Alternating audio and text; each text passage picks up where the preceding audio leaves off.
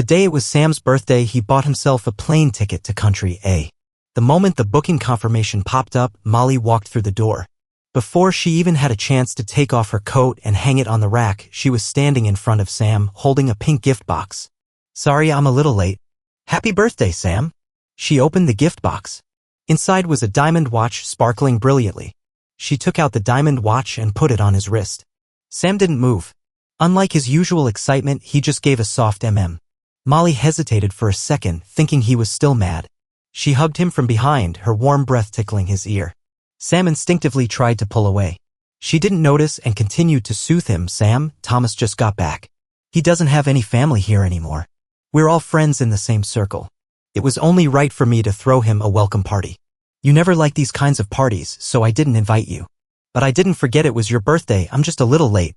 Don't be mad at me anymore." Hearing this, Sam didn't explode with questions like he used to. His face was calm as he gave a perfunctory nod. "I get it. Since he's all alone, you should take good care of him." Molly was a little surprised. "You don't mind anymore?" Sam pulled away from her embrace, looking at her calmly with those deep eyes. Mind what? That they'd been together for 5 years and barely exchanged 10 sentences a day, yet she talked to Thomas on the phone for an hour every night? That Thomas was her pin chat while he was always on mute for her? Or that Thomas had dumped Molly to go abroad for his career, crying and saying they'd get back together if she came back within 10 years? So, the day Thomas returned, she immediately rushed to throw him a huge welcome party, even ditching Sam on his birthday? The old Sam would have minded. But not anymore. He was planning on leaving her. Sam didn't voice these thoughts, just smiled faintly. "Didn't you say I should be more understanding?" "So, I can be very understanding. Understanding enough to even let you two be together." Molly frowned, looking at Sam's calm face. Something felt off, but she didn't dwell on it, just sighed in relief. "As long as you're not angry. I didn't eat much at the party. I'm starving now." Sam responded calmly, then turned to go into the bedroom. Molly was stunned. She instinctively grabbed his wrist, her gaze complicated. "You're just leaving like that?" Sam glanced back at her, speaking lightly. "What else? You want me to be like before? Cook a huge meal every day, wait for you until midnight, the food cold, my stomach aching, only to get a text from you saying, 'Not coming home tonight'?" Facing Molly's intense gaze, Sam remained unfazed, easily broke free from her grasp, and went into the room to sleep. Molly stood there, staring at the closed door with a heavy heart, feeling like she'd punched a cotton ball. Maybe Sam's still jealous and in a bad mood, she thought. A little more coaxing should do it. She grabbed her car keys and left. The moment she was out the door, Sam's phone rang. As soon as he answered, his friend Victor's indignant voice exploded like a firecracker. "Sam, do you know Thomas is back? Did you see his post? How could Molly do this? You two were childhood sweethearts. You were there for her every time she was down, and then she got with Thomas, who she'd only known for a month. Thomas heartlessly dumped her and went abroad. She was devastated and only got with you to get over him.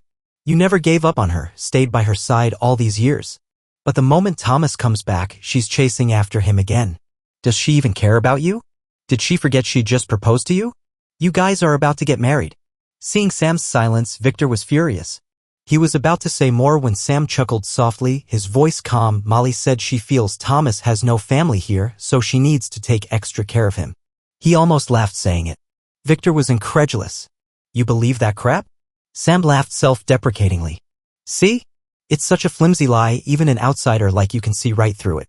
Yet she thinks she can fool me." Victor was taken aback. "So, you?" He couldn't bring himself to continue scolding, afraid of upsetting Sam. After a moment of silence, Sam finally spoke. "Remember my dream of traveling the world? Molly once said that after we got married, she'd go with me. I waited for so many years. It's only recently I realized some views are better enjoyed alone. She has her own scenery to see." His voice was incredibly soft, as if he had let everything go. Victor was stunned by his words, then asked in delayed shock, "What do you mean? Are you breaking up with Molly?" "Something like that," Sam smiled. "More accurately, I'm done with her." The flight was booked for 2 weeks later. During that time, Sam was busy planning his world trip. Molly, as if trying to make up for her guilt, started making breakfast every day before leaving and coming home early to cook dinner for him. Flowers, jewelry, and various gifts appeared constantly, almost more than she'd given him in the entire past year. She seemed to have transformed into the most considerate girlfriend, tirelessly driving Sam to and from work. Sam let her do all this, but his heart had grown cold and these small gestures couldn't warm it up again. He had been disappointed too many times. In the morning, Molly, as usual, grabbed her car keys to drive Sam to work. When he didn't follow, she was puzzled. "Molly, I'm not going to work today. And you don't need to drive me anymore. I quit my job." "Why did you quit?" Molly was incredulous. "Weren't you doing well at that job?" Sam looked indifferent. "I'm going to travel the world. My job isn't flexible enough for a long vacation, so I quit. I plan to find a new company later." Hearing the words travel the world, Molly's expression froze. Her reaction was a bit strange. She didn't seem very happy. "This isn't urgent. We can discuss it." Sam looked at Molly's face, understanding her meaning perfectly.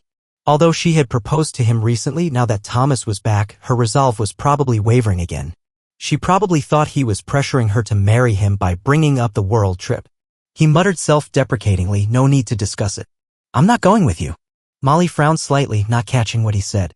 Just as she was about to ask again, her phone vibrated in her pocket. It was Thomas. Molly stepped aside, avoiding Sam. He didn't know what was said on the other end, but he saw her anxiously heading out, leaving with, "Since you quit, then you quit. It's good to rest at home for a while." "Sam, something urgent came up at the company. I have to go." As her car drove further away, Sam had a strong hunch.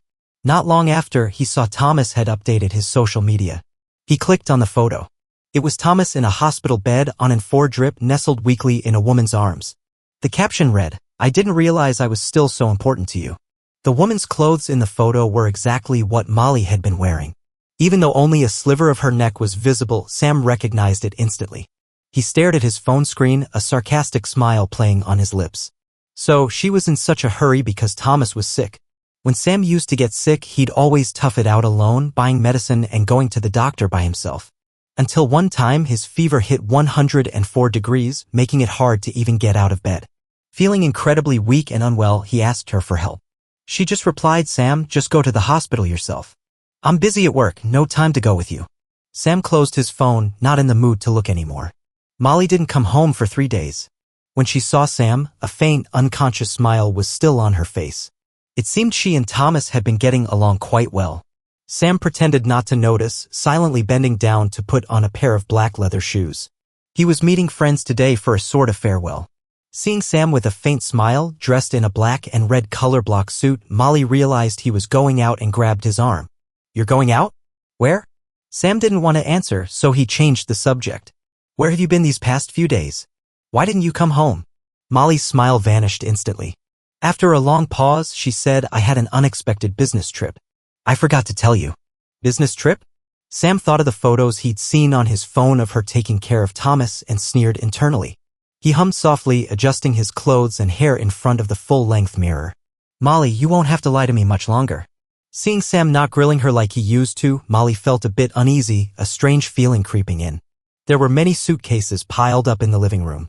Molly frowned, trying to make small talk. "What are all these suitcases for?" "The seasons are changing. I'm getting things organized to make them easier to find." He didn't tell her the truth. He'd been packing his clothes these past few days.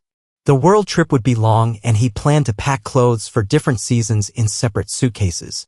This excuse clearly wasn't enough to convince Molly. She wanted to ask more, but Sam checked his phone. It was almost time for his meeting. He didn't have time for small talk. Just then, Thomas posted another update. He clicked on it and saw Thomas had posted a photo of himself at a bar, seemingly drinking his sorrows away in the dim lighting. Thomas's face was flushed, his eyes hazy as he stared at the camera, clutching a glass as if he were fragile and broken. Sam smiled, handing his phone to Molly, interrupting her unspoken words. "Looks like Thomas is getting wasted at a bar. It's so late, a guy like him alone must be unsafe. Aren't you going to check on him?" The photo loomed large before her. Molly's expression changed immediately. Her eyes darkened, lips pressed tightly together, looking anxious and uneasy.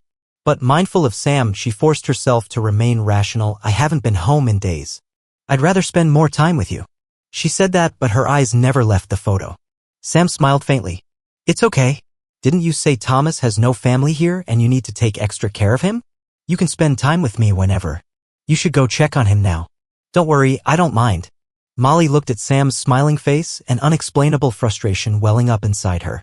Although she had always wished Sam would be more understanding, seeing him misunderstanding lately made her inexplicably anxious.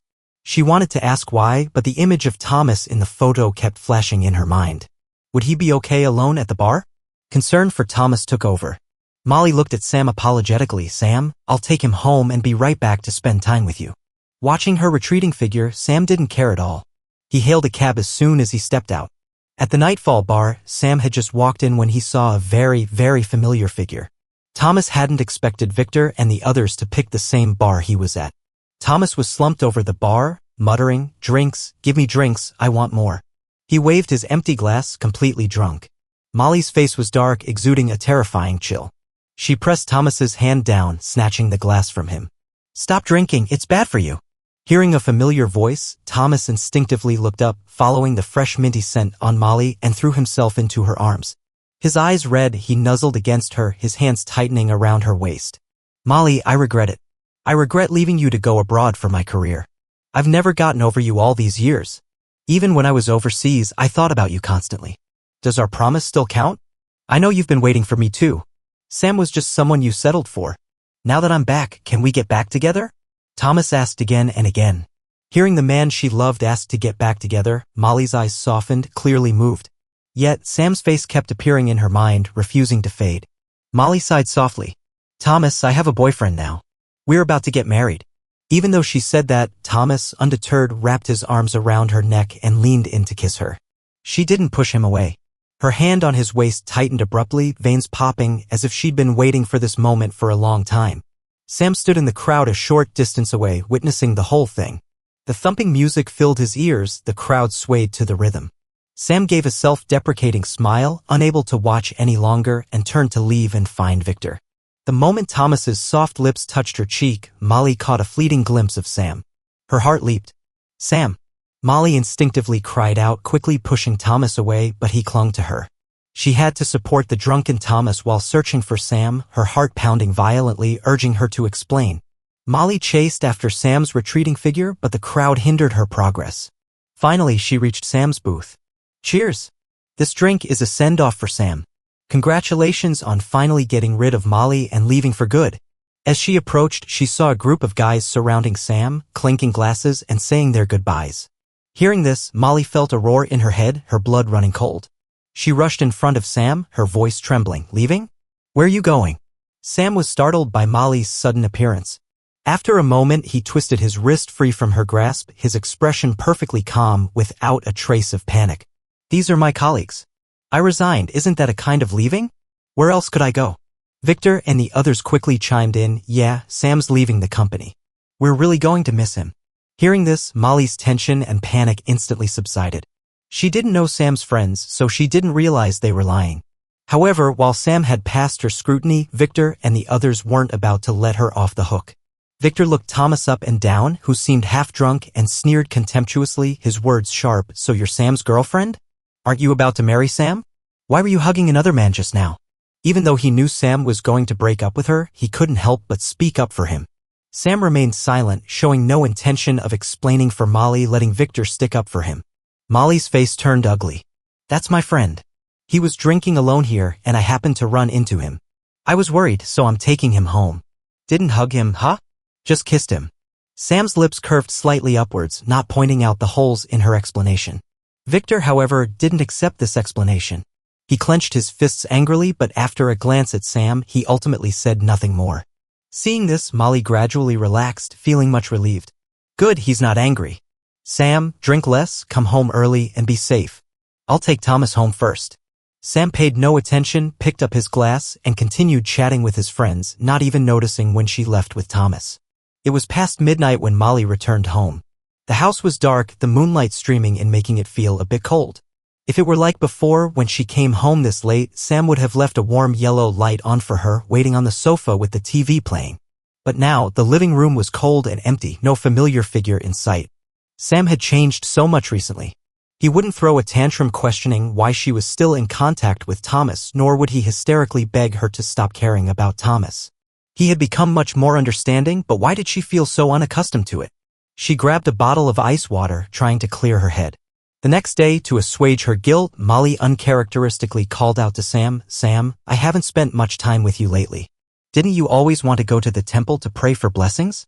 I happen to be free today. How about I go with you?" Sam swallowed a bite of bread. He was about to refuse, but suddenly remembered his parents were about to travel the world. Taking this opportunity to get them a good luck charm seemed like a good idea. So he nodded. But what Sam didn't expect was to see a large group of familiar faces at the foot of the mountain, Molly's group of close girlfriends, and Thomas. Before he could say anything, one of Molly's friends impatiently started in on him. "Sam, what's with that look? Don't be so petty and possessive. We're all friends, just hanging out. You're not going to say you can't even stand us, are you?" Then Thomas stepped forward, feigning kindness to smooth things over. "You guys, don't say that. Today is kind of Molly and Sam's date. We suddenly joined, so it's natural for him to be upset." Finally, Molly started to persuade him. "Sam, I just posted in the group chat that I was going to pray for blessings. I didn't expect everyone to come. Since we ran into each other, let's just go together. Don't be so petty." Listening to the group's mediation, Sam found it amusing. He used to love Molly too much, which is why he cared so much about her and Thomas. He cared about her treating Thomas differently, agonized over her affection for Thomas, and was jealous of everything involving her and Thomas. But now that he didn't love Molly anymore, why bother with all this? He tugged at his lip. "I didn't say I disagreed. We're all friends. What's wrong with praying for blessings together?" Molly had been prepared to persuade Sam further if he disagreed. She had her words ready, but his sudden agreement left her stunned.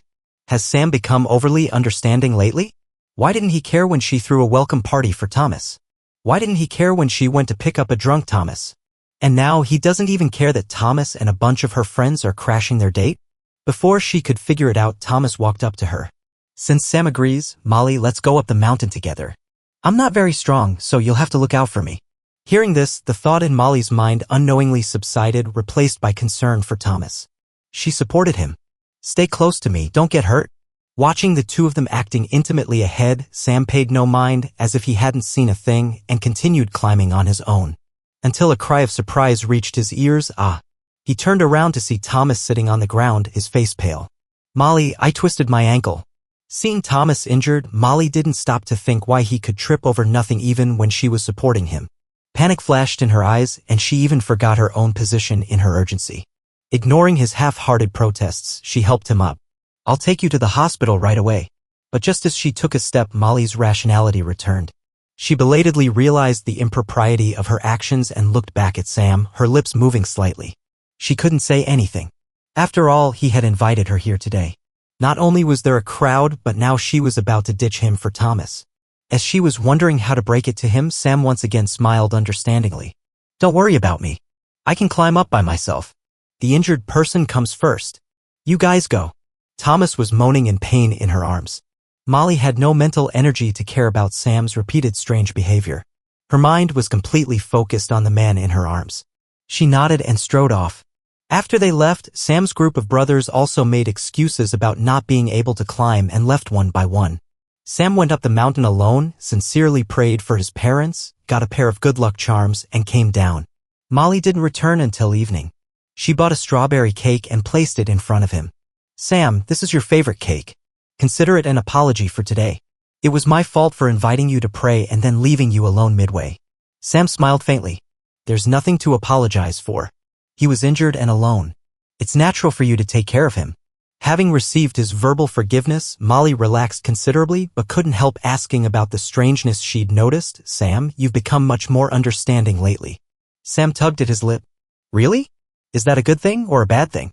Surprised by Sam's question, Molly paused, then said after a long while, "This way is very good." Was it because she could finally show her affection for Thomas without restraint, without having to consider his feelings? "Really? I think it's good too." He smiled. "So, I'll continue to be understanding from now on. Understanding enough to watch you be good to Thomas, understanding enough to watch you show affection to Thomas, and finally, understanding enough to completely give you to him." Sam's departure was counting down. While Molly was busy taking care of the sprained-ankled Thomas, Sam finished all his world trip plans and was about to pack his luggage. But Molly pushed open the door and returned. "Sam, I booked a table at a romantic restaurant. Let's have dinner together tonight." Perhaps because he had been extremely understanding lately, making things easy for her, she had specially booked a table at a restaurant for couples and proactively suggested a date. Without waiting for Sam's agreement, she pulled him into the car. In the romantic restaurant, elegant, slow piano music flowed. Sam was preoccupied with his upcoming trip, feeling a surge of anticipation. Seeing the smile on his face, Molly thought her surprise had hit the mark and a small smile also appeared on her lips. Halfway through the meal, a familiar person arrived. Thomas, with a woman in a silver gray dress, walked in. The two sat at a table a little distance from Sam and Molly, chatting congenially and sharing food with smiles. From the moment Thomas entered the restaurant, Molly's entire attention was drawn to him. When she saw Thomas get up to wipe the woman's lips, she couldn't hold back anymore. Her grip on her knife and fork tightened, making a harsh scraping sound on the plate. At the same time, a message popped up on her phone. It was from Thomas. "Molly, I've thought it through. You have Sam, and I'm planning to start over too. I wish you and Sam happiness." Seeing this message, a bone-chilling coldness emanated from Molly. The food on her plate no longer held any appeal. She kept staring in the direction of the other table. Finally, when Thomas got up and headed towards the restroom, she abruptly stood up, not forgetting to tell Sam she had to step out for a moment. Sam, however, knew exactly what she was up to. Shortly after she left, he also got up and followed. Sure enough, as he rounded the corner, he saw Molly cornering Thomas, pressing him against the wall, her dark eyes burning with furious anger. "That woman is so plain. She doesn't deserve you at all. When did you develop a taste for someone like that? You have to break up with her, do you hear me?" Thomas couldn't help but hug her, warm tears soaking her shirt, seeping into her heart, creating ripples. "That woman can be, but what about you? I don't want anyone else. I only want you." Molly froze, pausing for a long time, her mind seemingly in a very painful struggle. She didn't answer, yet it felt like the best answer. Sam forced a smile and turned to leave. He knew she loved Thomas, but she couldn't bring herself to break up with him simply because he had been with her for so many years. "Don't worry, Molly. This time I'll leave. I won't make it difficult for anyone." The next day, Thomas deliberately came over with a thick stack of photos. "Sam, these are women my buddies introduced me to. Help me take a look. What do you think of them?" He deliberately glanced at Molly. "I broke up with the one from yesterday. Someone said she wasn't right for me. But I've been single for so long, I want to date someone." Before he finished speaking, Molly's face turned as black as the bottom of a pot. Sam gave a self-deprecating smirk and randomly pointed at a few. "These few look pretty good." Thomas glanced at them and also put on a satisfied look. "I think these few are good too. I'll go out with them in the next few days." Hearing this, Molly's breathing quickened. But just as she was about to say something, Thomas had already left their house, leaving just the two of them again. As if trying desperately to suppress the jealousy in her heart, Molly suddenly hugged Sam tightly, resting her chin on his collarbone, her voice vibrating with her chest. "Sam, you can relax now, right? Thomas is starting a new relationship.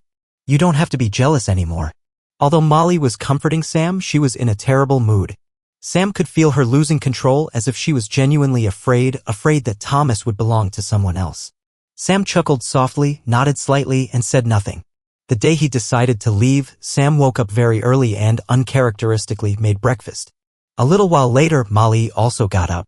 Seeing Sam busy, she was somewhat surprised. "Sam, you're not working. Why are you up so early?" Sam gave a casual reply, then asked her, "What about you? Why are you up so early? Isn't it the weekend?" Her expression faltered for a moment. After a while, she lied, "Couldn't sleep." She then ate a few bites of breakfast distractedly, her face dark, constantly checking her phone and looking at her watch, her anxiety palpable. Sam knew why she was so anxious. It was because Thomas had just posted that he was heading out to meet a potential date. Sure enough, as time ticked by, Molly couldn't sit still any longer. Halfway through breakfast, she grabbed her coat and rushed out. "Sam, something suddenly came up at the company. I have to go." Sam calmly sipped his milk, not exposing her lie. Just as she walked out the door, he suddenly called out to her, "Molly, goodbye." The abrupt farewell was a bit strange. Molly glanced back at Sam, but she was preoccupied with stopping Thomas's date and didn't think much of it, leaving without a backward glance. Only when Molly's car disappeared from sight did Sam call a moving company. He had already packed the luggage he was taking abroad. As for everything left in this house, he wanted none of it. "Please help me take these bags to the dump and burn them all." He would completely burn these belongings, and with them 7 years of companionship, 7 years of love for Molly. The luggage was moved out load by load. Finally, the entire house was empty, leaving only traces of Molly. He smiled, turned, and walked away without looking back. "Molly, after I stopped loving you, I became as free as the wind. This time I will grant you your wish, and in doing so, I will finally free myself." The moment before the plane took off, his phone screen suddenly lit up. Molly was calling. "Sam, where did you go?" Molly had barely uttered the words when the call was disconnected. A flight attendant gently reminded passengers to turn off their phones or switch them to airplane mode. Sam thought of Molly's accusatory tone just now and simply turned off his phone, out of sight, out of mind. His world tour was about to begin. He didn't want his happy mood to be disturbed. He wanted to take even more beautiful photos and experience the customs and cultures of various countries. A wish he hadn't been able to fulfill before was finally coming true. It wasn't until the plane left the ground that Sam truly felt that sense of freedom. For all these years, he had lived for Molly. Now he was finally going to live for himself. The moment before he turned off his phone, a scheduled text message appeared on Molly's phone. "Molly, let's break up. I don't want you anymore. I'm leaving you to Thomas." This message starkly appeared before her eyes, but Molly was stunned. Seeing this message, she should have been happy, so why wasn't she happy at all? Sam had been like a shackle, imprisoning her, preventing her from getting back together with Thomas. Sam was finally letting her go. Wasn't this what she had been hoping for a long time? But why did her heart ache so much? Why was there this feeling of panic and emptiness? For a moment, Molly felt as if something had completely disappeared, moved far away from her. Impossible, impossible.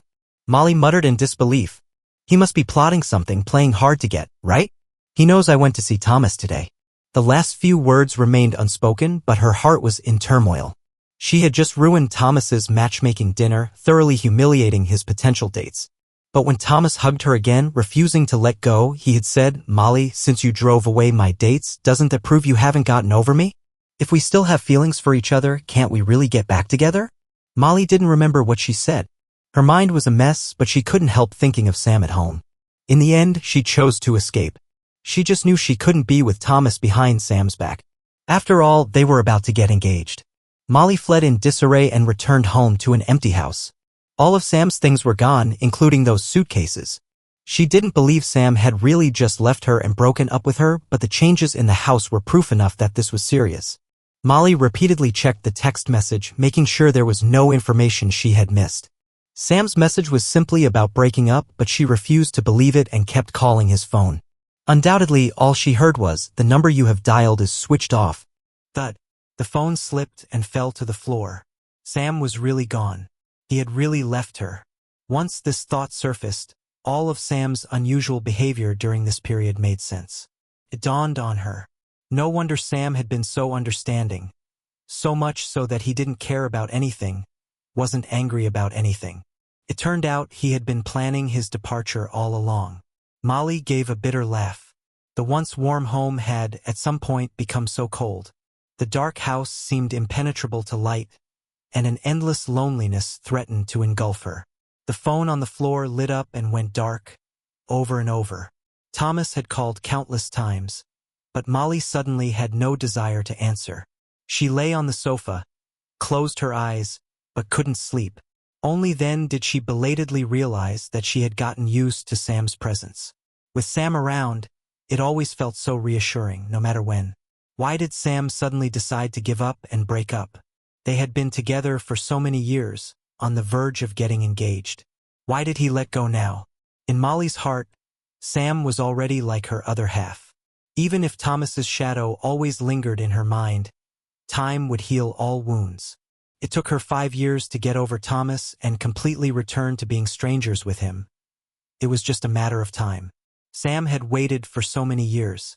Why, at this crucial juncture, could he not wait any longer? Molly remembered the sunny, cheerful neighborhood boy from before, clutching a few comic books, tagging along beside her like a little shadow, clamoring to be her guardian knight. When did Sam choose to give up? For a moment, Molly couldn't understand. Logically, she should be happy to finally shake off Sam, that persistent clinger. According to Sam's wishes, she should have reconciled with Thomas. But for some reason, she felt a subtle reluctance to get back together with Thomas. Now, she only saw him as a friend, perhaps with some lingering unwillingness to let go. But as for reconciling, it seemed they could no longer go back to how things were. The moment she chose to break up with him had left too strong a psychological scar. Even after several years, Molly clearly remembered it. But now, with Sam's departure, everything felt like it was back to 5 years ago. She couldn't understand why. Felt like she was repeating her mistakes over and over again. Molly's mind was a mess. She couldn't figure out her own inner thoughts. The sun gradually rose. A new day began. She hadn't slept all night, Her eyes were bloodshot, and her head throbbed. Suddenly, there was a knock on the door, very urgent. She frowned and went to open it. Surprise! Countless confetti poppers exploded before her eyes. Jackson led a group of people in, carrying various foods and even pushing a cake. The last to enter was Thomas, dressed in a white suit. He, along with the others, wished Molly happy single life. Jackson put his arm around Molly's shoulder, led her to Thomas, and gave her a little push. "Molly, you finally got rid of that leech Sam. We specially brought Thomas to celebrate you being single again. Aren't we great buddies?" He reeked slightly of alcohol and was being tactless, even ignoring Molly's silence and shouting, "Molly, Sam's gone. When are you and Thomas getting back together? Think we'll get to drink at your wedding?" Molly's face grew darker and darker, almost black. "Enough! Get out! Who let you in?" she roared, her voice icy. Instantly, everyone fell silent. Only the crystal music box by the cake continued to play its cheerful tune. Everyone looked at each other, their expressions grave, unsure if they should speak or what to say. It was Thomas who first stepped up to smooth things over and ease the atmosphere. "Molly, they didn't mean it. It's my fault for bringing them here to mess around." He also shot Jackson a glare, signaling them to quickly take their things and leave, not to upset Molly. Though the people retreated, the floor was still littered with confetti, looking messy and a bit disheartening. Molly pressed her temples, trying to make her tone calm again. She shouldn't take her frustration out on them. Finally, after she managed to calm down, she asked stiffly, How did you know Sam and I broke up?" She had thought it was just Sam being petulant, perhaps waiting somewhere for her to come and coax him. But when Thomas held his phone in front of her, she almost couldn't stand. On the phone screen was Sam's social media post, a photo of clouds from an airplane, captioned, "Broke up. I'm heading towards a brand new life. Wish me luck." It had only been posted an hour, but it had already garnered hundreds of likes. Sam had announced the breakup to everyone, clearly wanting to draw a definitive line with Molly. At that moment, Molly's phone also started ringing incessantly with calls and messages. It was her mother. She answered with a frown, only to be fiercely scolded by her mother. "Molly, what on earth did you do to Sam? Weren't you two about to get engaged? How did you break up? Let me tell you right now, the only son-in-law I approve of is Sam. I don't care what you did wrong, or what you have to do. Go get Sam back." Molly had her phone on speaker. Thomas heard this. His face turned deathly pale, and he almost couldn't maintain his smile. However, she didn't think there was anything wrong with it. Her mother had said such things countless times. Sam was the one in her mother's heart. This idea was deeply ingrained. Before Molly could explain to her mother, the call was abruptly ended, as if her mother was too angry to continue. She stared at her phone, only able to pray that her mother could help her win Sam back. Thomas stood beside her, almost swaying. She managed to say, "Molly, you've broken up with Sam, and you don't want to start a new relationship with me. Tell me, what exactly are you thinking? Even at this point, can't we get back together? There are no obstacles between us anymore." His pale, slender fingers clutched Molly's hem, stubbornly refusing to let go. Molly was silent for a long time, then forcibly pried Thomas's fingers away. "We are just friends now. Friends." Thomas was almost driven mad by those two words. He had thought he could effortlessly hold Molly's heart in his hand, that he could drive Sam away. But he hadn't expected that even now, she would still be saying the word friends. They used to be intimate lovers. He had only been away for a short time. Why had it become like this? Thomas couldn't understand, nor did he want to. He forcefully tried to kiss Molly, desperate to prove that the woman in front of him still had him in her heart, still loved him. But this time, Molly uncharacteristically pushed him away. "Molly?" Thomas barely steadied himself, puzzled. She never used to refuse him, but now Molly didn't know what she was thinking. She only knew that if she let Thomas kiss her again, she might never have a chance to win Sam back. She had already chosen to let go of Thomas. She couldn't lose Sam again. She couldn't live without Sam. Once this thought solidified, Molly suddenly became much more resolute. "You should go. We're just friends. Don't cross the line. Sam will get jealous. He won't be happy. With that, she grabbed Thomas's hand, led him to the door, and then drove off herself. Assistant, find out where Sam went. Molly rushed to the airport. Sam had just left. If she hurried, she could still find him. He was so soft-hearted. Whenever he got angry or jealous before, a little coaxing from her was all it took. She wasn't worried about not being able to win him over. Soon, the assistant found out but spoke with a tremor. Molly, Sam. He bought tickets to 3 different countries simultaneously. Country A, Country C, and Country F. The departure times are very close. It's unclear which country he actually went to. Thump. Molly angrily slammed her fist on the nearby seat. She had no choice but to first ask Sam's former colleagues. The car stopped in front of Sam's previous company building. Molly went upstairs and identified herself at the front desk. I'm Molly. I'd like to see Sam's former colleagues and also discuss a potential collaboration. Sam used to be a photographer for this travel magazine and got along well with his colleagues. Even a travel magazine needed investors and partnerships. Editor Lee happily welcomed Molly in and pointed to a spot. That was Sam's old desk. The people next to it are his colleagues. Please go ahead. The colleagues were all unfamiliar faces. Molly was certain she had never seen them before. They were completely different from the group at the bar booth that day. Is that all? Molly's question puzzled Editor Lee. He hesitated before answering, I believe so. If I remember correctly, it was just them. Molly frowned deeply, suppressing her anger, and left the company, merely saying, my assistant will discuss the collaboration with you. In the elevator, she replayed the events of that day in her mind, finally realizing that Sam had been deceiving her even then. He had been planning to leave all along, yet he had conspired with his friends to trick her. If she had known then, perhaps Sam wouldn't have left at all. Molly suppressed her frustration and quickly had someone look into Sam's close friends. Soon, the information was sent to her phone. Looking at the familiar photos, she didn't know whether to be angry or laugh. After scrutinizing them for a long time, she finally narrowed down her search to Victor. At Victor's doorstep, Molly, radiating a cold aura, cornered him. Victor, where did Sam go? You know, don't you? Tell me. Quick. She gripped his shoulder tightly, preventing him from escaping. Ha, Victor sneered, then swung his hand and slapped Molly hard across the face. What right do you have to ask where Sam went? Isn't Molly a very busy person?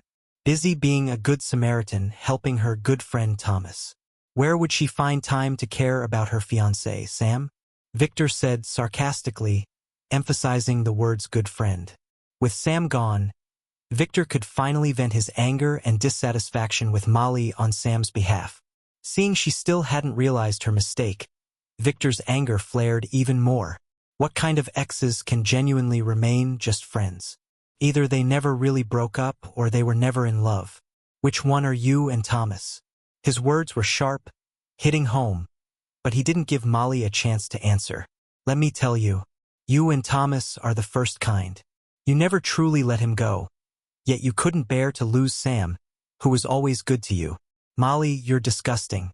Victor practically pointed his finger at her nose, berating her.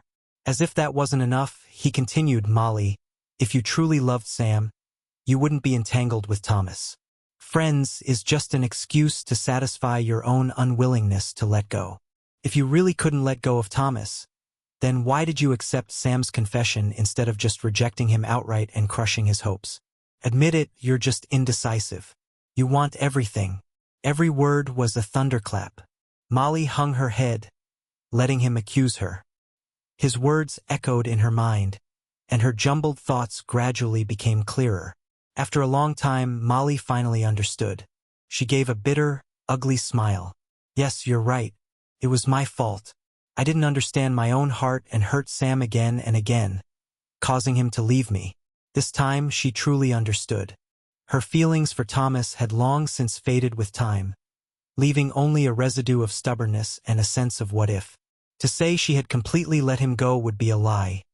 After all, she had once loved Thomas so deeply. How could she just drop it entirely? Her subconscious kept telling her she didn't want to see Thomas with other women. That possessiveness was still at play. But she also couldn't let go of Sam. It was just that they lacked a marriage certificate. In her heart, and in the eyes of both their families, Sam was already her husband. This was a done deal, not open to change. After understanding her own heart, Molly solemnly said to Victor, "I will let go of Thomas. But Sam, I won't let him go. Even if you don't tell me where Sam went, I have a million ways to find out. It's just a matter of time." Seeing the determination on her face, Victor couldn't help but laugh out loud. "Even I could guess where Sam's first stop was. You've known him for so many years and you can't guess? Go ahead and investigate. I'm not telling you the answer anyway." With that, he lost his mood for an outing and turned back home. First stop. Molly murmured these two words, countless memories replaying in her mind. Then she remembered. When she had promised to travel the world with Sam, he had told her which places he wanted to visit. Country A was their first choice. Moreover, she had once accidentally glimpsed Sam's travel guide. The first page was Knights Park in Country A. Realizing this, Molly instantly had a direction and quickly asked her assistant to book the next available flight. She didn't even have time to pack properly before rushing to the airport. Just as she arrived at the airport, her phone rang incessantly. Molly answered Thomas's call with a frown. "What is it?" Her tone was impatient, laced with anxiety. Thomas on the other end was stunned for a moment, as if he hadn't expected her to speak to him in such a tone. He pressed his lips together, then spoke with feigned nonchalance. "Molly, I know you haven't gotten over Sam. Go find him. I met a nice new woman.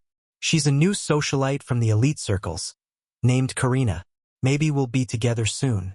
When you and Sam get back together, I'll bring her to meet you." Thomas forced a light-hearted laugh, sniffled, and wiped away a tear. If it were before, Molly might have chosen to stay. But this time, she didn't want to stay to see Thomas. She heard her own voice, incredibly calm. "Okay. Go meet her then. I'm busy, gotta go." Beep, beep. The call was mercilessly disconnected, the sound somewhat harsh. Thomas angrily threw his phone on the ground. It had always worked before. Why didn't she react this time? He was fuming, his chest heaving. Why had a trick that was always effective suddenly failed? Thomas was extremely flustered. He posted several updates on social media, but Molly didn't react at all. Had she really decided to let him go for Sam's sake? Thomas couldn't accept this possibility. In his eyes, Molly was his for the taking, just temporarily belonging to Sam. Thinking this, Thomas quickly called Molly's friends, trying to find out where she had gone. Molly's sudden trip abroad surprised Jackson and the others. "Thomas, don't worry, don't rush. I'll go ask around and check for you."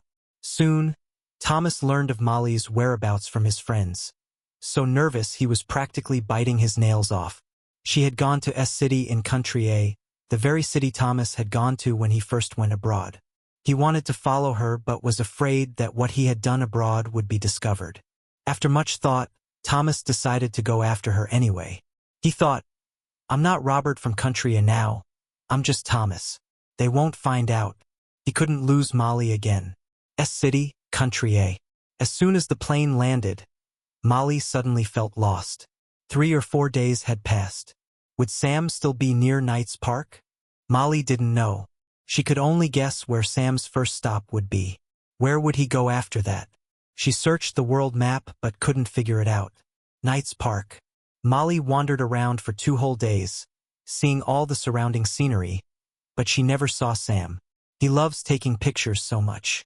The scenery here is so beautiful. He should stay a few more days, right? She deceived herself. But the more she searched, the more desperate she became. Finding someone in an unfamiliar place, like looking for a needle in a haystack, was incredibly difficult. She had tried calling Sam's phone countless times, but it never connected. Walking alone on the streets of a foreign country, Molly felt extremely lonely. She tried to walk the paths Sam might have walked, but she couldn't experience the joy she felt when he was by her side. He used to chatter away beside her. Even the most ordinary scenery seemed exceptionally unique and beautiful in his eyes. Molly had vicariously experienced the beautiful scenery through his descriptions. But now, looking at these scenes alone, she found them incredibly dull. It wasn't that the scenery was beautiful, but that the person she viewed it with had a colorful perspective. Suddenly, Molly turned a corner and thought she saw Sam holding a camera. For a moment, she almost thought she was seeing things. But the next second, she got closer and could even hear him speaking. Molly couldn't hide her excitement and hurried forward. Just then, a hand grabbed hers. "Molly, I came to keep you company." Surprised, Thomas appeared behind her, a bright smile on his face. Molly impatiently turned her head, shaking off his hands, and looked at him coldly. "What are you doing here? Don't you have a date to go on?" Seeing Sam's figure receding in the distance, she grew anxious and pushed Thomas aside. "Sam!" She yelled at the familiar back, regardless of the distance. But she was too far away. Sam didn't hear Molly's voice at all. Even if he had no intention of responding. Thomas mentally glared at the distant Sam, still stubbornly blocking Molly's way, and teased with a smile, "Molly, are you confused? I don't see Sam anywhere." Hearing this, Molly couldn't help but stop and ponder. Was she really hallucinating just now? Could a hallucination be so real? Before she could figure it out, Thomas spoke again. "I know you can't let him go. I've thought it over too. I'll help you find him. More people means more strength." He said this with feigned thoughtfulness and generosity, even offering a suggestion. "Molly, do you think Sam's parents know he's traveling the world? He probably chats with them, right?" "That's right. Sam's parents must know where he went." A spark ignited in Molly's dark eyes. "Thank you so much." She solemnly shook Thomas's hand in gratitude, completely devoid of any romantic undertones. Thomas suddenly felt a sense of unease, as if things were developing in a direction he didn't want. Back at the hotel, Molly immediately called Sam's parents. "Do you know where Sam went? I know I was wrong. I've done so many things to apologize for to Sam. Now I want to ask for his forgiveness. Please help me." Sam's parents had watched Molly grow up, but when it came to their son, they chose to be evasive. They hemmed and hawed but didn't reveal any useful information. "Molly dear, it's not that we won't help you. Sam specifically told us he doesn't want you to find him, and he doesn't want to forgive you. He said he's moved on from this relationship." The words weren't even finished, but Molly understood their meaning. If even Sam's parents said this, it was proof enough of Sam's determination to leave her. But him leaving her side was like tearing a piece of flesh from her heart. How could she bear such pain? She sat on the bed, looking out at the city lights beginning to twinkle, her heart empty. Knock, knock. Thomas knocked on her door. Molly opened the door with a cold expression, seeing him in a bathrobe, his hair still damp, pushing a small food cart. "You don't need to bring me these. The hotel staff will deliver them." Molly's voice was cold. Thomas froze for a moment, then forced a smile. "You always have to eat. I was just worried you'd forget." He even thoughtfully arranged the food from the cart on the table. Molly's brows furrowed deeply. Enough. Get out. She wasn't a naive young girl, nor was she a fool. If she couldn't see what Thomas was up to, she'd be incredibly stupid. She looked at Thomas with disappointment, wondering when he had become like this. The image of the innocent boy from before was gone, and any lingering good impression she had of him instantly shattered. The more he pursued her, the less interested she became. His old tricks, used a few times, no longer had their initial effect. And now, he had no other options but to cast aside all pretense. The longer Thomas stayed in S-City, the more panicked he became, terrified that his past would be discovered, and even more afraid that Molly would chase after Sam and forget about him. She was the best woman he could get his hands on now. Thomas stood at the door, propping it open with his elbow, looking utterly wronged. He tilted his chin up, stubbornly refusing to leave, but his voice was choked with sobs. "Molly, do I have to spell it out? I'm pursuing you again. There are no obstacles between us. You clearly still have feelings for me. Why won't you admit it?" With that, he rushed in, pressing his cheek tightly against Molly's shoulder, his hands clutching the back of her clothes. "Forget Sam. Can't we get back together and rekindle our old flame? Molly lowered her gaze, looking at his tear-filled eyes. For some reason, she no longer felt the initial thrill. Perhaps it was because things too easily obtained become boring too quickly, or perhaps she had already moved on from him. She pried Thomas's fingers off one by one, her voice calm. Let go. I'll have someone send you back. Whether you go on dates or stay single, it has nothing to do with me anymore. These words sent Thomas into an icy abyss. He shivered, utterly incredulous. How could this be? He had practically thrown himself at her. Why was Molly still so cold? Thomas's mind raced. Finally, in a desperate move, he pressed the perfume sample in his pocket, inhaling the familiar scent, waiting for it to take effect. The fragrance quickly spread. Molly instinctively frowned and took a couple of deep breaths, trying to locate the source of the scent. However, she quickly realized something was wrong. The blood in her veins began to heat up, and her breathing became heavy. What did you do to me? Molly quickly realized something was amiss. She gripped Thomas's arms tightly, her pupils constricting, and roared. Thomas's eyes also began to lose focus. His hands fumbled over her body, seemingly unaware of the danger he was in. Molly, I'm so hot. It's so uncomfortable. Thomas's voice was fragmented, tears rolling down, wetting Molly's hand. The cool touch seemed to seep into her heart.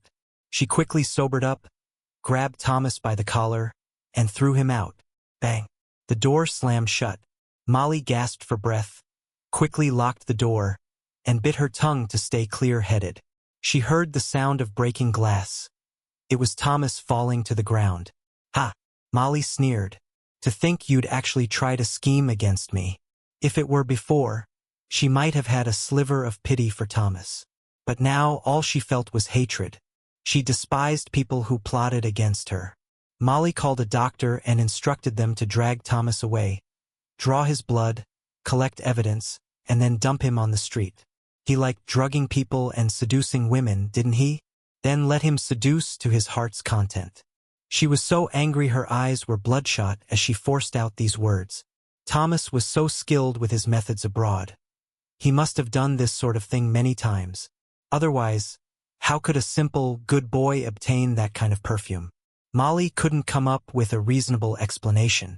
After the doctor checked her condition and gave her medication, the heat in her body gradually subsided, but her suspicions about Thomas did not. She immediately called a friend in S-City.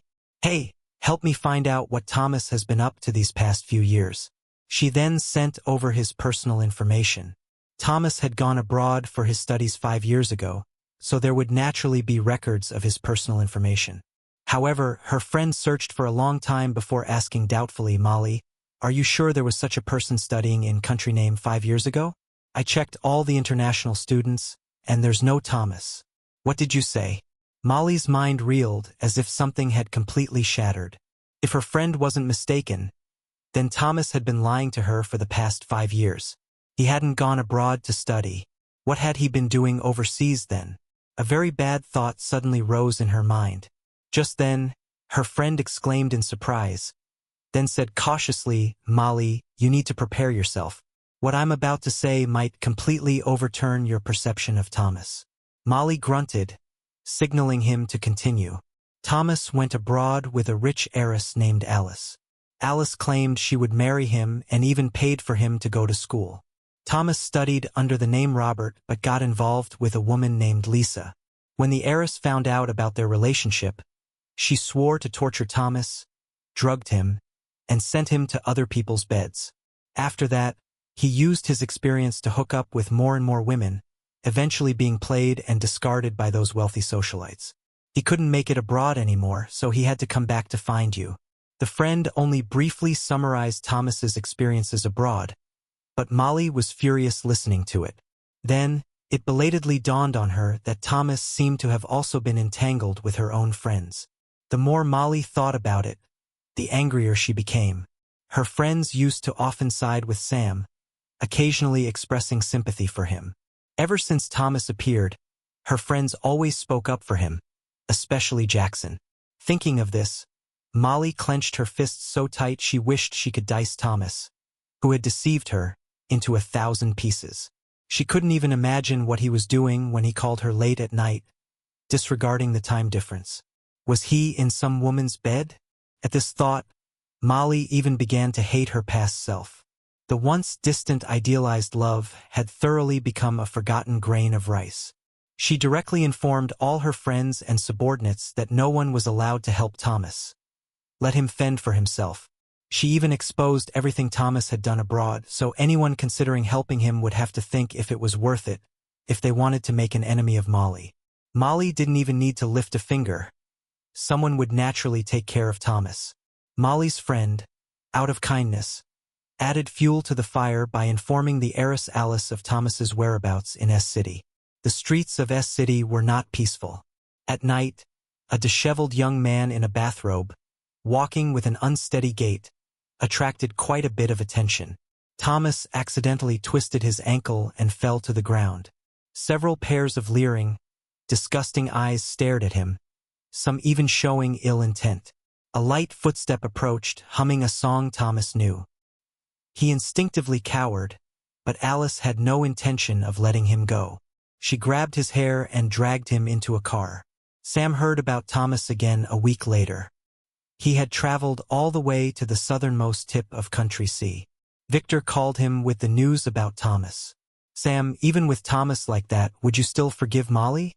Victor asked tentatively, afraid Sam would fall for Molly again. Sam smiled carefreely, holding up his phone to show Victor the beautiful waterfall. "Victor, don't worry. I'm very happy now. Look at this." A cheerful, cute Chinese girl, making a peace sign, appeared in the frame. "This is a friend I met on the road." "Hi there," Jasmine said with a smile, her eyes bright, her skin a healthy tan, not overly fair, standing behind Sam. Jasmine also had a camera slung over her shoulder and a large black backpack, clearly sharing the same hobby. Seeing Jasmine, Victor felt inexplicably reassured. He thought that, with someone else by Sam's side, he wouldn't be foolish enough to go back to Molly. Sam hung up. Thomas's situation didn't leave a single mark on his mind. Since he had chosen to leave, everything related to Molly was no longer his concern. He had originally thought they would get back together soon after he left, but he hadn't expected things to turn out this way. Sam suddenly remembered hearing Molly call his name in S City. He had deliberately not turned back. He didn't want to see her again. They were over. There was no looking back. However, he didn't expect that because of this call with Victor, Molly, by monitoring Victor's phone, had saved their video call. When Molly saw the video of Sam laughing happily, she was so angry she almost crushed her phone. So glaring, she ground out the words. To find Sam, she hadn't had a good night's sleep for who knows how many days and nights. She was used to having Sam around. After he left, she could barely sleep through the night. Even when she took medication and fell asleep, she would often wake up startled from dreams, frequently hallucinating that Sam was still there. But when she actually looked or reached out, the hallucination would vanish. Now finally there was a clue. Molly stared intently at Sam in the video, almost completely ignoring Jasmine beside him. By comparing photos of waterfalls from all over the world and the warm clothes they were wearing, she finally pinpointed Sam's location. She couldn't be a step too late this time. Molly quickly booked a flight to Country C and rushed to Sam's location. Finally, with almost no time to rest, she rushed to the guest house where Sam was staying. She stood downstairs from the small villa, calling his name several times, not even caring if she disturbed the neighbors. Suddenly, the door opened. The person who came to open it wasn't Sam, but Jasmine from the video. Jasmine was wearing a bathrobe and slippers, constantly rubbing her hair with a towel. "May I ask why you're looking for Sam?" Jasmine said this very naturally, but Molly's eyes turned red with anger. She casually dropped her luggage and threw a punch at Jasmine. "Who are you? What right do you have to call Sam by his first name and stay in his guest house dressed like that? What happened between you two?" However, Jasmine was well trained. Though she looked sunny and cute, she was actually a retired Special Forces soldier. Jasmine easily dodged Molly's punch, then skillfully twisted her arm, pinning her arm and back. "I'm Sam's friend. Lashing out isn't a polite thing to do." Jasmine's eyes narrowed slightly, her cute face looking somewhat stern. She looked Molly up and down, wary that she might be a bad person with ill intentions. Although Molly exercised regularly, her skills were no match for someone like Jasmine who had real combat experience. She took a deep breath, gritting her teeth, still trying to resist. Just then, Jasmine simply dislocated Molly's right shoulder and, as if showing off, dragged Molly in front of Sam, asking curiously, "Sam, do you know this person?" "She tried to hit me, but I subdued her." Sam put down his spatula, frowning at Molly. "What are you doing here?" Molly endured the pain, looked up, and saw Sam's familiar face. She almost couldn't hold back her tears. "Sam," she murmured, her nose filling with the familiar scent of home-cooked food. Even though she was in a foreign country, she felt like she was home. It turned out that wherever Sam was, that was the place that made her feel most at ease. "Sam, I know I was wrong. I'm here to admit my mistake," Molly said sincerely. She turned her head, gave Jasmine a deep look, and then said to her with a cold face, "I know, Sam. Can you let me go now?" Sam gave Jasmine a look. She reluctantly released Molly, but her eyes remained warily fixed on her, ready to subdue her again at any moment.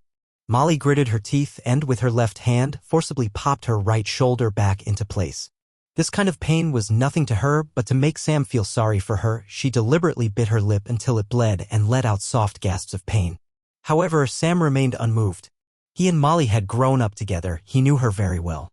Now that he had completely woken up, no amount of Molly's pain could make him feel sorry for her anymore. The foolish Sam who used to chase after Molly, loving her, had long since disappeared. It was she who had personally forced that Sam to vanish.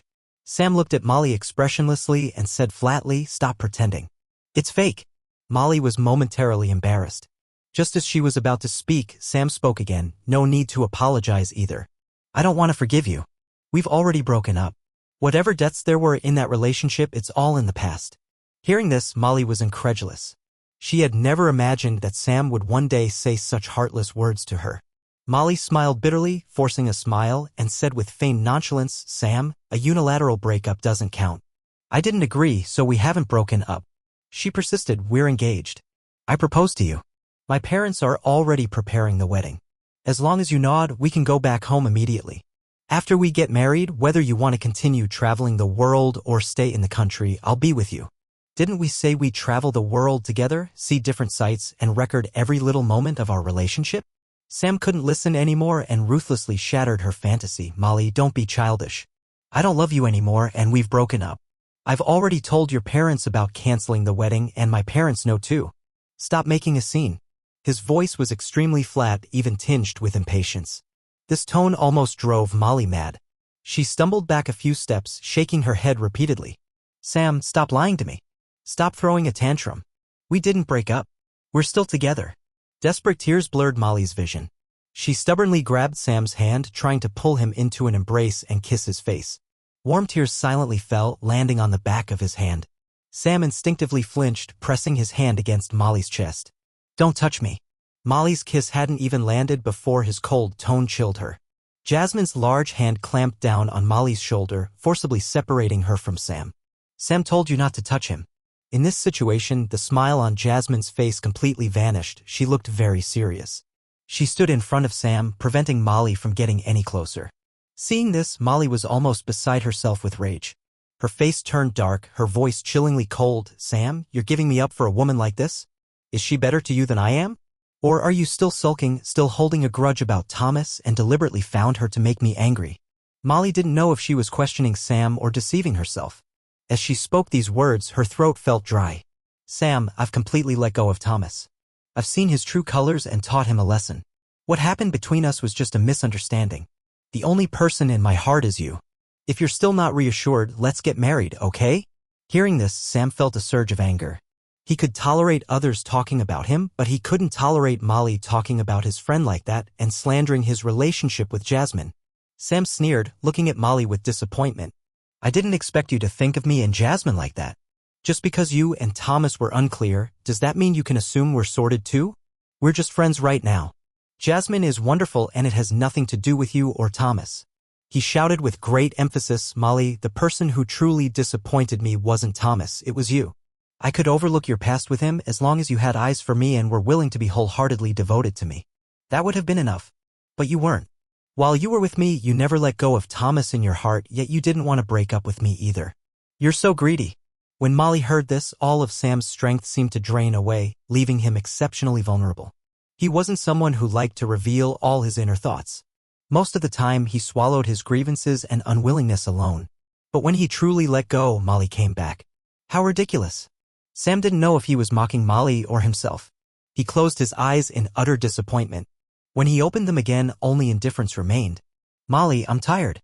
Stop looking for me. With that, Jasmine, indifferent to Molly's reaction, forcibly pushed her out and closed the door. Sam's words just now had echoed in her ears like thunderclaps, his utterly disappointed eyes seared into her memory. Molly felt utterly defeated. The person who had always chased after her, saying he would never leave, had finally drifted further and further away. She knew with absolute clarity that she had completely lost Sam. Molly leaned against the door, reluctant to leave. Her belated love was almost overwhelming. She knew she had made too many mistakes, but Sam hadn't given her a chance to make amends. Why did one mistake make him completely give up on her? If Sam had heard her thoughts at that moment, he would have told her it wasn't just one mistake, one disappointment. It was an accumulation of her faults, too many disappointments, a heart shattered beyond repair. However, Molly hadn't figured this out at all. The rain poured down, drenching her completely. The clothes she wore weren't thick enough. The local climate was quite cold, especially at night and when it rained. The damp chill seeped into her bones, freezing her limbs. Molly shivered uncontrollably, her lips trembling. Sam, Sam, she murmured his name over and over, hoping he would soften and open the door to let her in. Inside, however, it was a completely different, cozy scene. Firewood burned in the fireplace, warming the entire house, and the aroma of food was appetizing. Jasmine, changed into casual clothes, sat opposite Sam, praising him continuously. Your cooking is amazing. It's thanks to you I get to taste authentic home cooking. Sam smiled happily. Jasmine's praise let him experience the joy of cooking. He used to cook for Molly, but she never praised him once, often not even eating or coming home. No matter how delicious the food, after being reheated several times, it lost its initial flavor. Even if Molly was outstanding, after disappointing Sam a few times, things could never go back to how they were. After dinner, Jasmine cleared the table and kitchen, her movements swift and efficient. In just a few minutes, the table and kitchen were spotless. Jasmine, holding her changed clothes and bathrobe, smiled and said goodbye to Sam. Her guest house was next to Sam's, but she had only come over to use his shower because the hot water pipe in her place was broken. Even she hadn't expected this encounter with Molly. Jasmine walked to the door and, through the side window, saw Molly outside, instinctively frowning. Sam, I might not be able to leave today. She pointed to Molly, who was sitting on the ground outside, her image disregarded. Sam came over to look, and his good mood instantly vanished. He wouldn't feel sorry for Molly just because she was suffering. This was her own choice. She wasn't broke, she had a car, why endure hardship at his doorstep? Could she blame him? Sam's face darkened. He called some bodyguards to take Molly away. Before the bodyguards arrived, he even took a picture of Molly and sent it to her mother.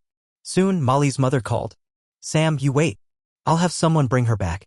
I originally wanted her to beg for your forgiveness, but after finding out about her and Thomas's nonsense and her coldness towards you, I figured it out too.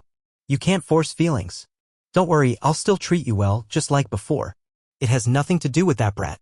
With that, Molly's mother decisively hung up and asked Sam for the address. Not long after, bodyguards came and took the feverish, unconscious Molly to a hotel, arranging for a doctor to care for her around the clock. Sam and Jasmine looked at each other. Suddenly, Sam spoke. Jasmine, want to go on a spontaneous trip with me? He and Jasmine had met in Country C and got along very well, like old friends. For some reason, Sam was very sure Jasmine wouldn't refuse his request. Jasmine suddenly smiled, her eyes curving. I hear Iceland is beautiful this time of year. Want to chase the northern lights with me? She held out her hand.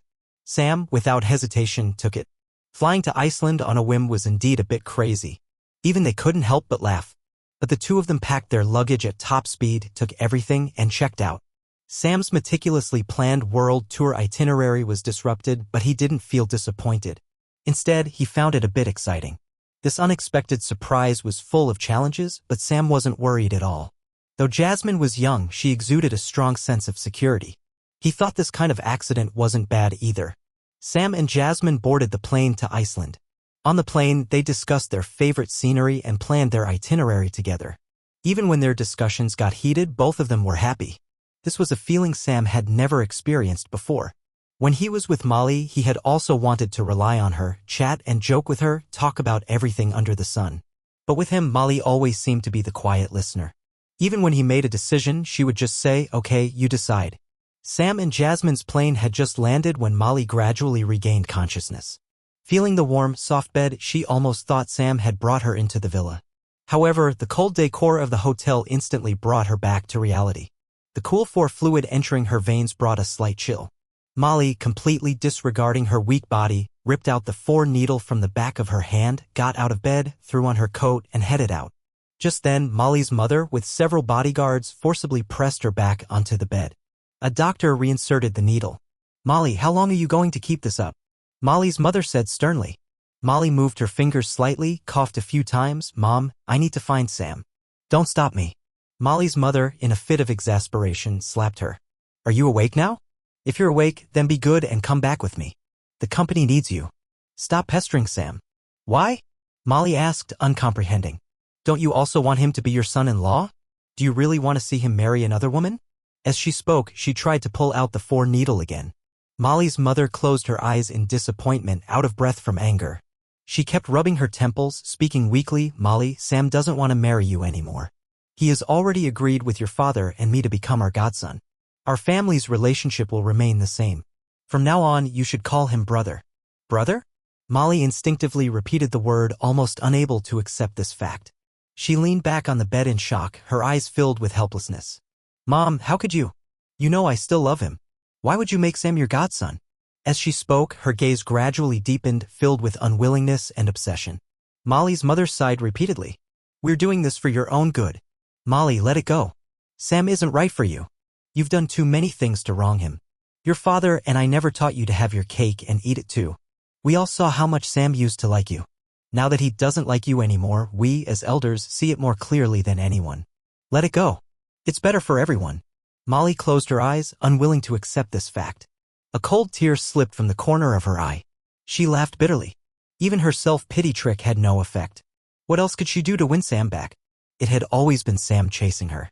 His love had come too easily. Now that it was Molly's turn to pursue him, she was completely at a loss.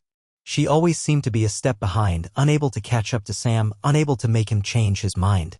Molly lay helplessly on the bed, her eyes tightly shut, letting desperate tears soak her pillow. Her former lover had now become her godbrother. Who could bear such a fate? Just thinking about it made Molly feel like her heart was being torn apart. There was nothing she could do. She was too weak now to even break free from the bodyguard's control and chase after Sam. She could only let Molly's mother take her back home. Sam had blocked Molly on social media. To find out his whereabouts, she could only rely on Victor. Unfortunately, Molly's parents, to make her give up, would only verbally describe Sam and Jasmine's interactions, not letting her see a single photo.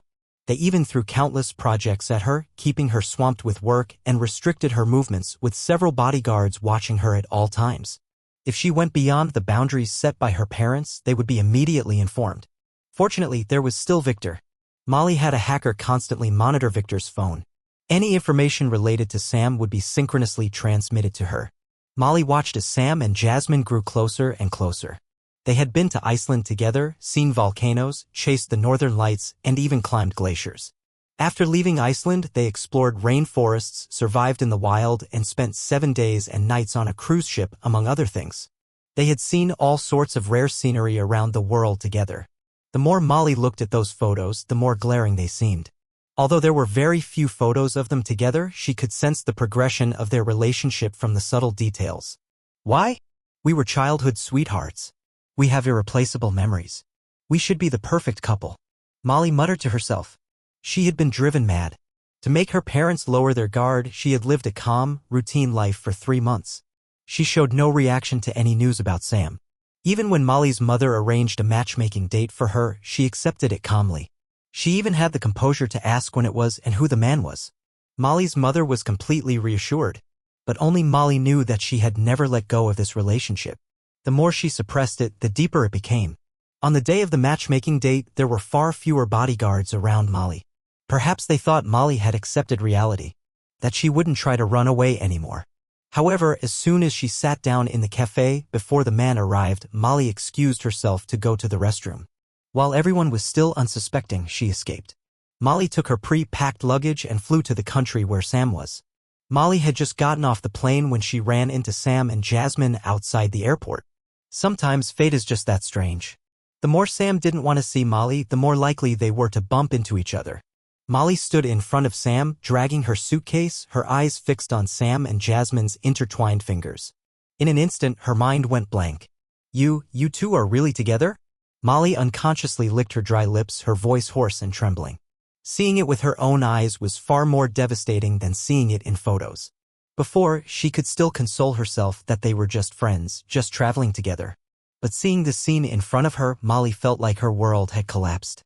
Sam carefully looked at the somewhat haggard woman in front of him, barely recognizing her as Molly. He and Jasmine exchanged a look, smiled at each other, then Sam nodded solemnly. We've been together for a month. Wish us happiness. Jasmine also squeezed his hand and hummed in agreement. Their eyes, when they looked at each other, were full of trust and love. Molly couldn't help but feel jealous. This trust and love Sam had once only shown her, it was exclusively hers. But now he had given it all to someone else. She couldn't accept it. Only those who have truly experienced Sam's wholehearted love can understand the pain of completely losing it. Molly's face turned chillingly cold. She forcibly inserted herself between Sam and Jasmine, separating their hands, and tried to pull Sam into her embrace. Sam, stop fooling around. Don't joke like this. She's not right for you. Only I truly understand you. She screamed hoarsely, her voice trembling, revealing her underlying insecurity and vulnerability. We're childhood sweethearts. You've loved me for so many years, and my heart has long been only for you. We'll be the most perfect couple. Didn't you want to get married? Let's go. We'll get married as soon as we get back home. Molly fantasized, deceiving herself. Jasmine, however, bluntly shattered her delusion. Forget it, Molly. Sam has already accepted my proposal. She even flashed the matching rings on their hands and continued, we plan to go back home today to meet the parents, get our marriage license in a few days, and then continue our unfinished journey. And by the way, we can acknowledge you as our older cousin. As Jasmine said these words, her face was full of happiness, naturally mixed with a hint of provocation. What Molly had dragged on for years without accomplishing, Jasmine had decided in just a few days, giving Sam a complete sense of security. Not long after they got together, Jasmine had already planned their future. Once they confirmed their mutual desire to be together, Jasmine called her parents to tell them about their relationship. Afterward, she even had Sam talk to his parents on the phone, so both sets of parents had briefly met each other online. Hearing Jasmine's words, Molly was almost driven mad with anger.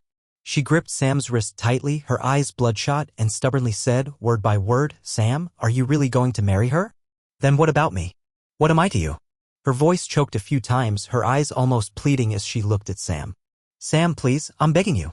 Forgive me. Can we start over? I'll be good to you forever.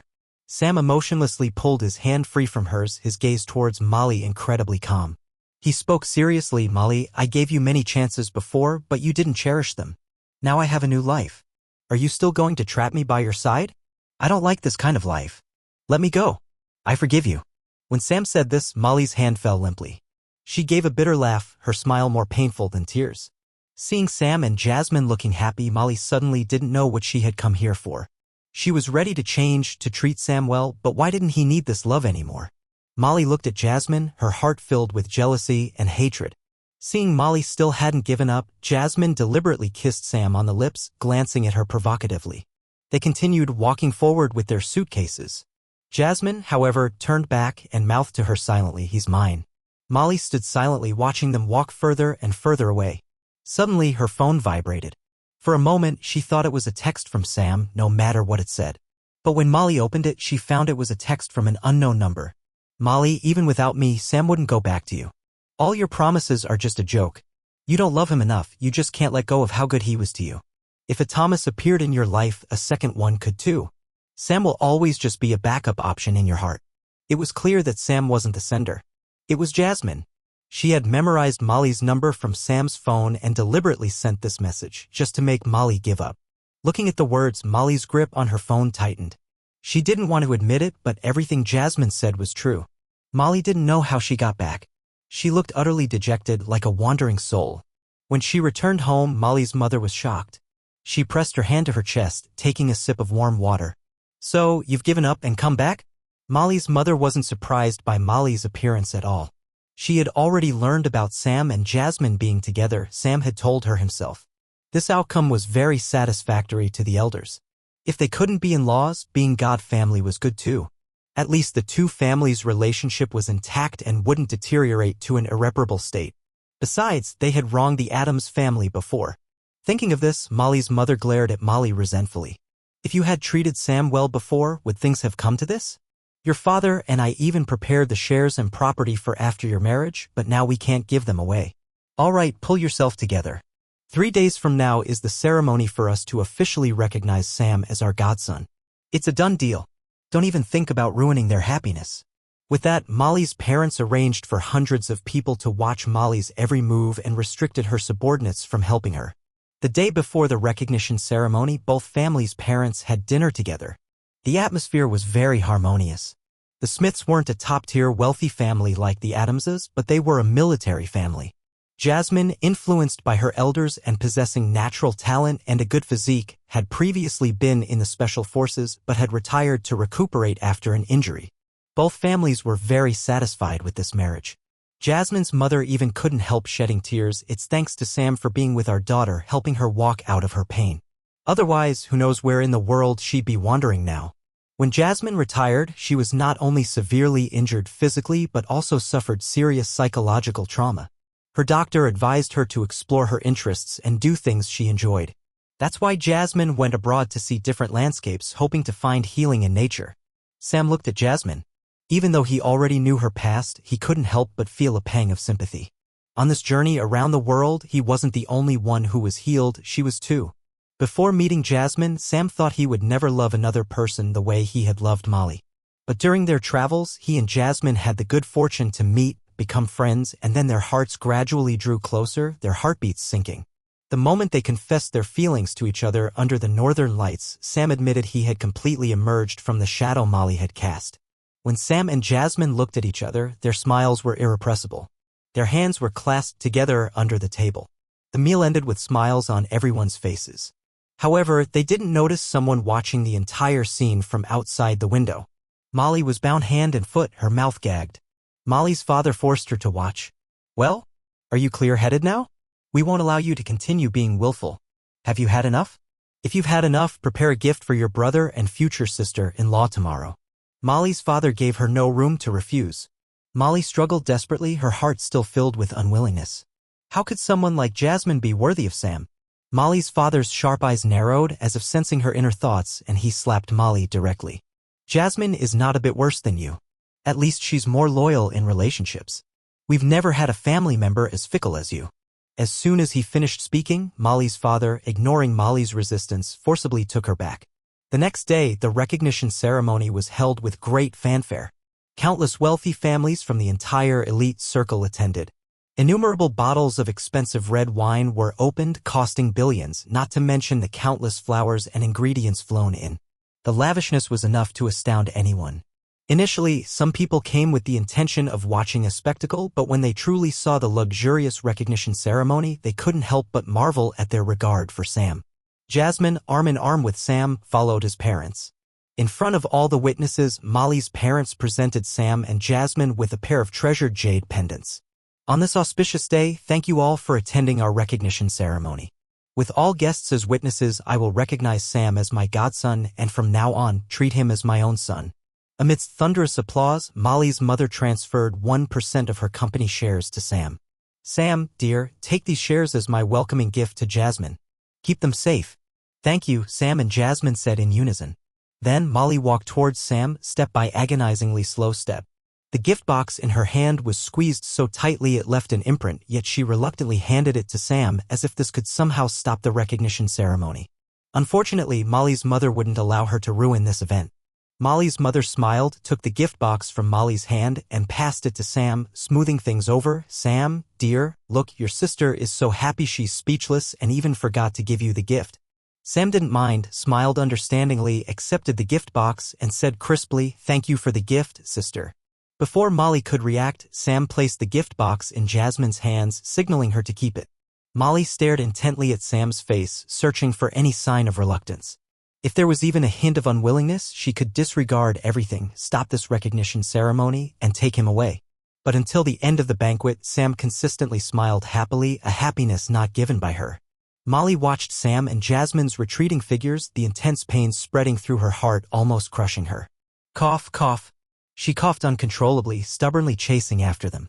After the recognition ceremony, Sam, following his earlier plan, rushed to City Hall with Jasmine, disregarding everything. Thump. The metal stamp came down. 2 new red certificates were issued. Sam's heart was still pounding wildly. He heard Jasmine's heartbeat as fast as his own. They stood stunned at the entrance of City Hall, so happy they didn't know what to say, just making some meaningless sounds of excitement. Molly arrived a step too late. When she stopped, panting, in front of Sam, she saw the marriage certificates in Sam and Jasmine's hands. The little red booklets stung her eyes deeply. Her lips moved, but all she could manage was, "Wishing you happiness." After this insincere phrase escaped her lips, Molly no longer had the courage to stay. She fled in dejection. Molly drove aimlessly, her profound love arriving too late. The next time she heard news of Sam, it was seeing photos of Sam and Jasmine's traveling wedding. Their figures had been left in every corner of the world. Everywhere they stayed, they learned the local customs and had a wedding ceremony. Molly clung to her past memories, throwing herself entirely into her work.